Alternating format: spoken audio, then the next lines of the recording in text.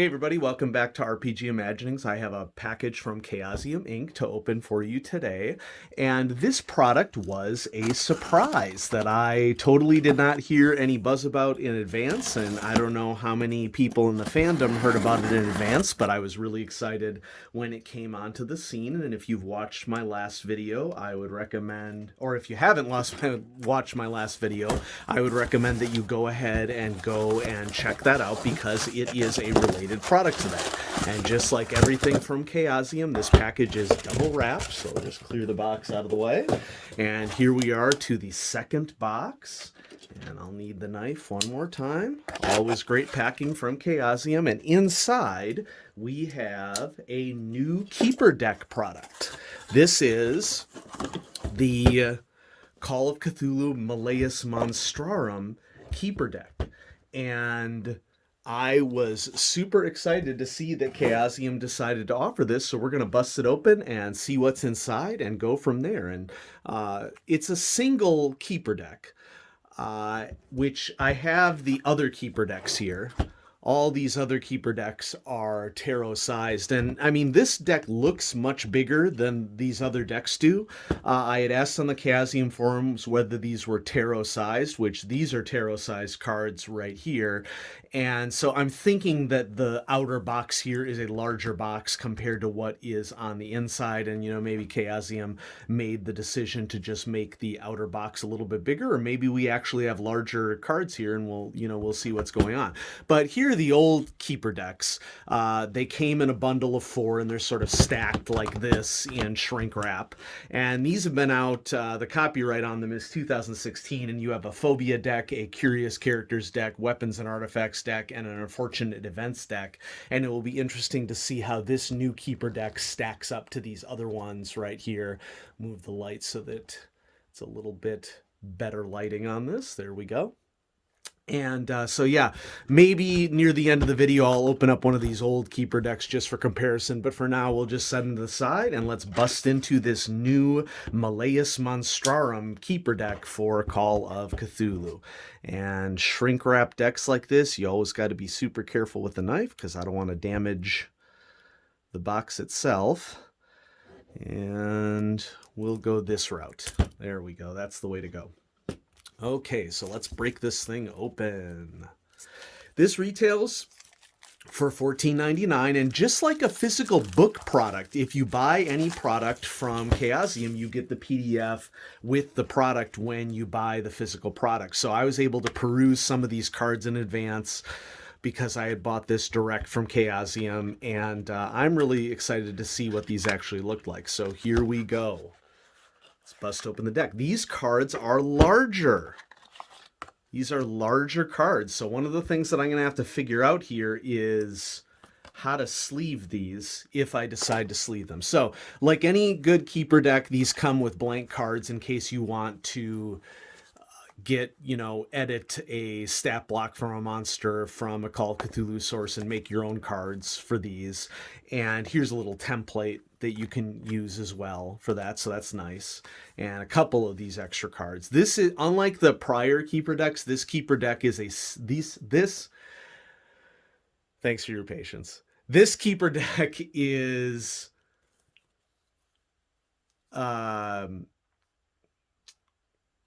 gosh, what was I going to say? This Keeper deck is more cards. This is 60 plus cards in this Keeper deck as opposed to the prior ones, which were around 40.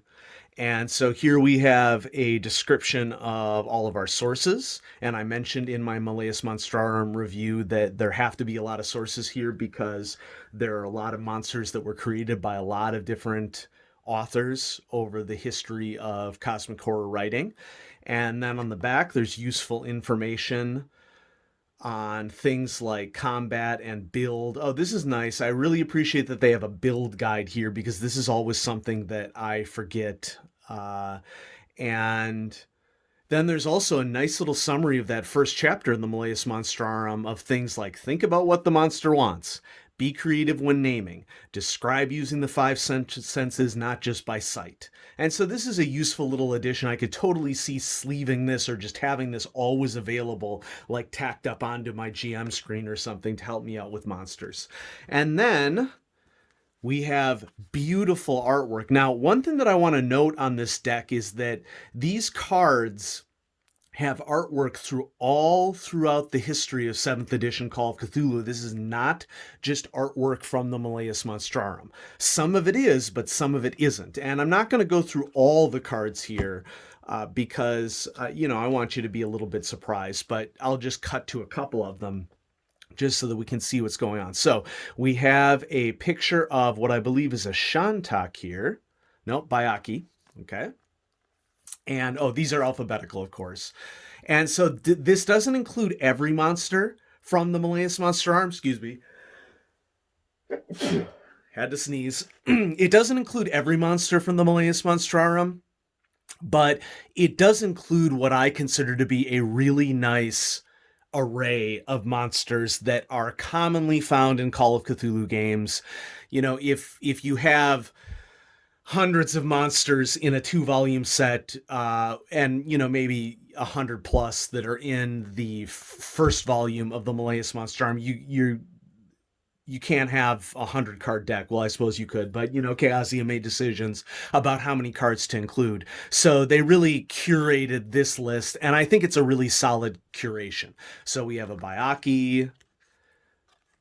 Ooh, we have a Child of Yog-Sothoth, Monstrous. Here is a Cold One. Many of you are going to recognize this art. There are just a couple of cards in here that I especially want to highlight. The right here out of the gate, the fact that you get 2 Cultist cards in this deck is really cool. So you have a Cult High Priestess and Cult Enforcers. So these are going to be your cultist grunts, and here you have like a cult leader that you can just use if you're looking for a villain in a particular situation. And I'm actually I'm going to end up separating these cards into 2 piles, some of which that I might want to sleeve if I can figure out how to sleeve.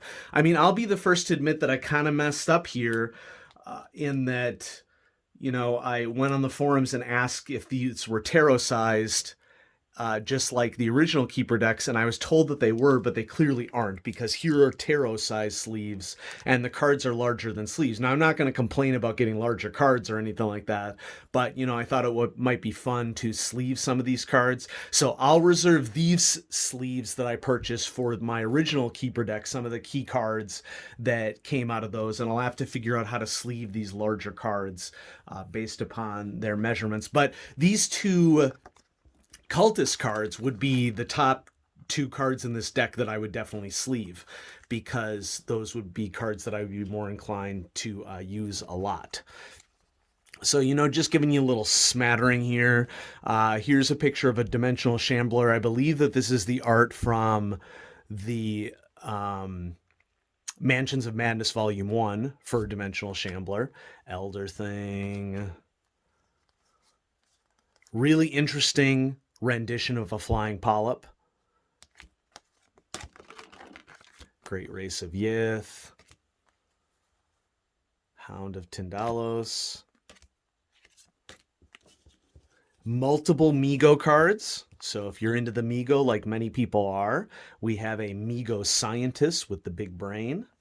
And this is part of a triple image that is present in the Malleus Monstrorum, but this one is just labeled Migo. And then we have a Night Gaunt in sort of like an old 19th century style is what I would call this art style of a Night Gaunt. Many of you will recognize many of these monsters. This art is just awesome. This is the Serpent Person art that is on these cards, and I believe that this is Serpent Person art from, don't quote me on this, but my gut is telling me Shadows over Stillwater. Not based on the image here, but serpent people are an example of a creature that I follow religiously in Call of Cthulhu because they're one of my favorite foes slash allies slash neutrals. And this is one of the better images of a serpent person that has been done for Call of Cthulhu. And if you're in my play group and you're observing this, here's some more mind fodder for you as to how much variation can exist. And, I just published a scenario for Miskatonic Repository, and this armored slash robed motif in serpent people art is something that my artist Carrie Fears carried over for one of the pieces of art she did for the scenario that I did test subjects for Miskatonic Repository. So check that out. So there's a really nice array here of cards, and go check the deck out. It retails for $14.99. Here's a classic. The first time I was a keeper for Call of Cthulhu, my main ending monster was a Dark Young of Shub-Niggurath, and I think the player that I had who had never played Call of Cthulhu before, but is a longtime role player, he had rolled an a critical success on an attack roll and shoved a evil NPC into the great maw of the Dark Young, and it teetered the Dark Young back into the portal from which it came. And it was a really amazing first keeper moment for me and an amazing play experience for the player. And so I thought that was an interesting story to share there. Classic art of a ghoul. Here we have Amigo Soldier, and what's interesting about this is under S. Okay, so there are more cards for the Amigo in here. This is Amigo Soldier.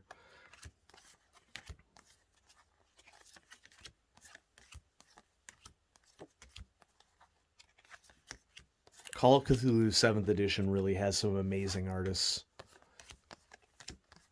Like I said, I'm not going to show all of them, but a lot of them. There we go. We're going to end with a spectral black dog. And there aren't any of the end of the book mundane monsters, like sharks and spiders and things like that. But, I appreciate how well this deck was curated. And so now I just got to figure out how to sleeve it. It's clearly not tarot-sized cards, and so I think I'm just going to have to bust out a ruler and measure the exact millimeter dimensions and see what we can do with that. But, out of all the problems in the world, that's not the one that I'm worried about right now. And so great job, Chaosium. This is going to be a really useful product for keepers moving forward. I probably wouldn't plan to share the art with players. From a keeping perspective, I would use it as descriptive fodder for me so that I could use the 5 senses as is described under the useful information here and do my best to invoke a mood for players.